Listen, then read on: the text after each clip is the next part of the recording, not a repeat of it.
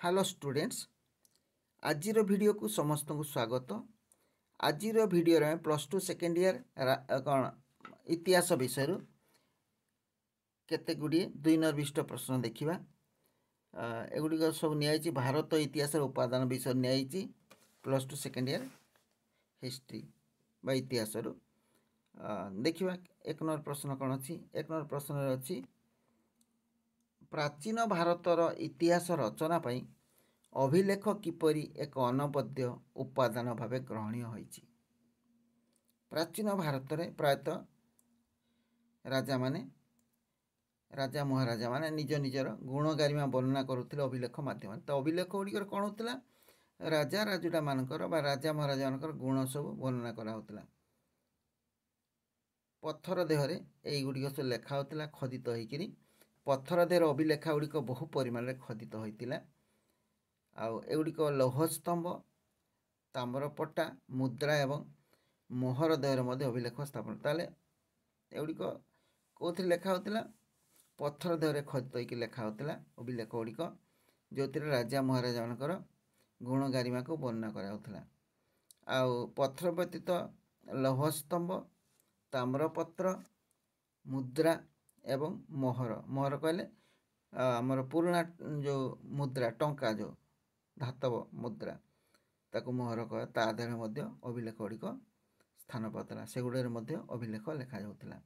तापर देखिए 1 नंबर गला 2 नंबर प्रश्न अच्छी प्राचीन भारतर इतिहास रचना पाई केउ केउ उपादान उपरे निर्भर करने को पड़ी थाए।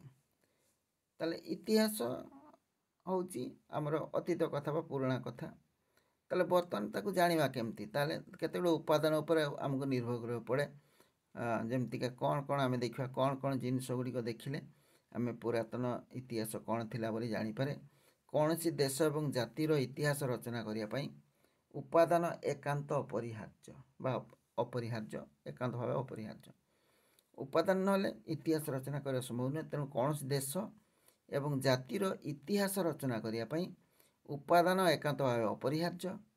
प्राचीन और मध्ययुगर इतिहास रचना पाई कौन कौन सब गृहीत होता प्राचीन मध्ययुगर इतिहास जानापी रचना करने साहित्यिक कृति साहित्य कौन सब भल भल सब लेखा ताकू साहित्यिक कृति कहुच्छी। अभिलेख आम कि समय पढ़ी अभिलेख पत्थर देहरे लौह स्तंभ देहरे विभिन्न जगार सब लेखा होता प्रशस्ति ज्ञान कराइला। वैदेशिक विवरणी मुद्रा माटीपात्र धातव उपकरण एवं अन्यान्य प्रत्नतात्विक भग्नावशेष उपादान रूपे गृहीत है। ताले इतिहास रचना पाई क्यों क्यों उपादान निर्भर कर पड़ी था उपादान गुड़िक कौन साहित्यिक कृति अभिलेख वैदेशिक विवरणी मुद्रा माटीपात्र धातव उपकरण एवं अन्यान्य प्रत्नतात्विक भग्नावशेष एगुड़िक सब इतिहास उपादान रूपे ग्रहण कराई एवं एगुड़िक निहाती अपरिहार्य होता है। एगुड़िक ना इतिहास लिखा संभव नुहे। नेक्स्ट देखिबा 3 नंबर प्रश्न प्रशंसा व्यंजक अभिलेख संपर्क में लेख। प्रशंसा व्यंजक प्रशंसा माने तो जानिच अन्य को प्रशंसा करवा गुणगान करवा ताले प्रशंसा व्यंजक अभिलेख संपर्क में लेख। ये सब प्रश्नर उत्तर 2टी बा 3टी लेखा वाक्य लिख 2 नंबर थी।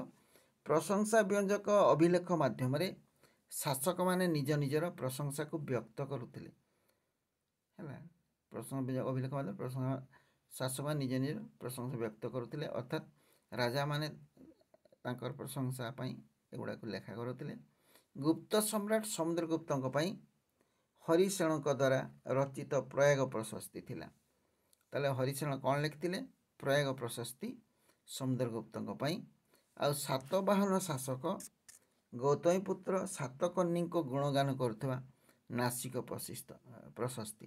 ताले समुद्रगुप्त हरिसेन लिखिले प्रयाग प्रशस्ति सातवाहन शासक गौतमीपुत्र सातकर्णी को गुणगान करुवा नासिक प्रशस्ति।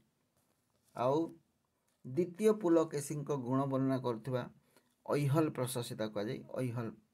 ताले द्वितीय पुलकेशी गुण वर्णना करुवा गोटे ऐहल प्रशस्ति एगुड़िक सब प्रशंसा व्यंजक अभिलेखर नमूना। ताले निज निजर प्रशंसा को व्यक्त करुले प्रशंसा व्यंजक अभिलेखरे।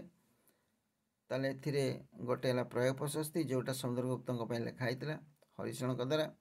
आ गोटे थिला नासिक प्रशस्ति जोटा सातवाहन शासक गौतमी पुत्र सातकर्णिक गुणगान करुला।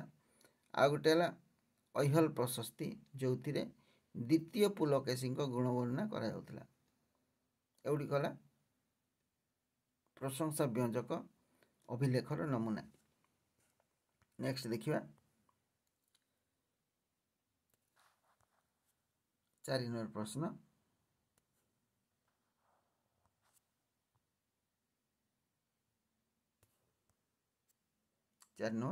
स्मारक अभिलेख संपर्क लेख।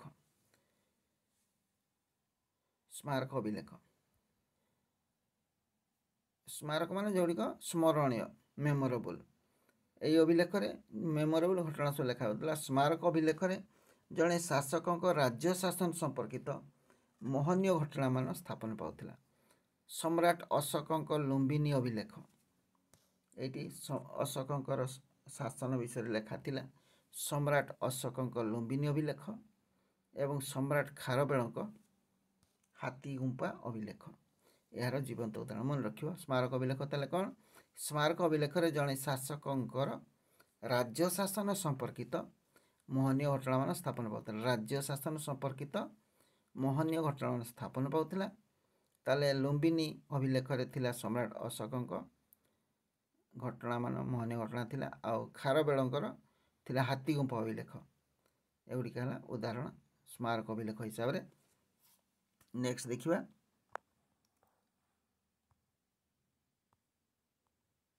5 नंबर प्रश्न।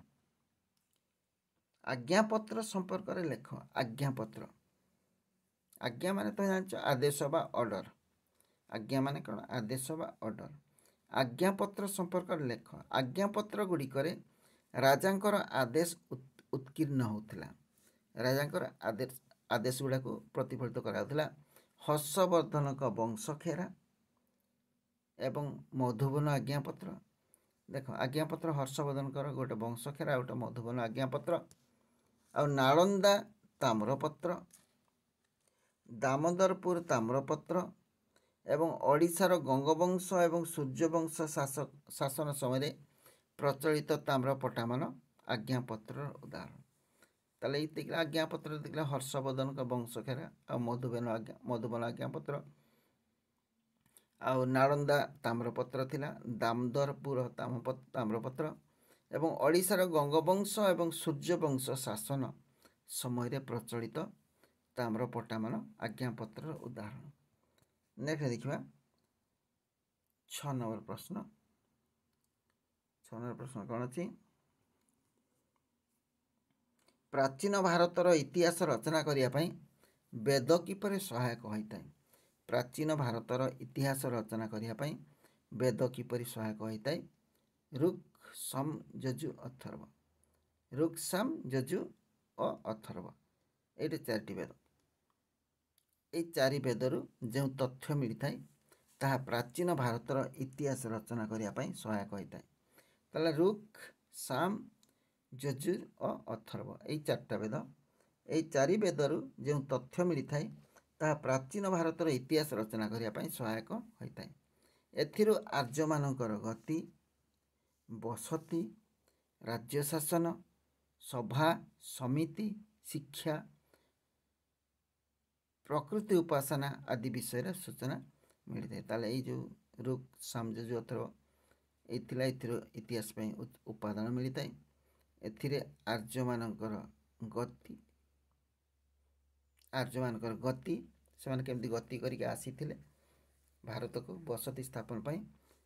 ताले बसती, गति, बसती, राज्य शासन, सभा, समिति, शिक्षा आ प्रकृति उपादान। प्रकृति उपादान विभिन्न प्रकार प्रकृतिर सूर्य, चंद्र, तारा, जीवजंतु इत्यादि को वृक्ष को पूजा करा प्रकृति उपासना कहे। प्रकृति उपासना आदि विषय सूचना मिलता है। आज आम 6टी प्रश्न आलोचना कले। प्रति प्रश्न मूल्य था 2 नंबर। भिडियोटी जदि भल लगिला लाइक टे करिवो सांगसाथी शेयर करिवो आउ चैनल को सब्सक्राइब कर नथिले सब्सक्राइब करिवो बेल आइकन क्लिक करिवो ताले परवर्ती वीडियो गुडी को नोटिफिकेशन तुम पाखु सबुठ आगे पहुँचो। धन्यवाद। जोठी था भल था सुखरे था। Thanks for watching.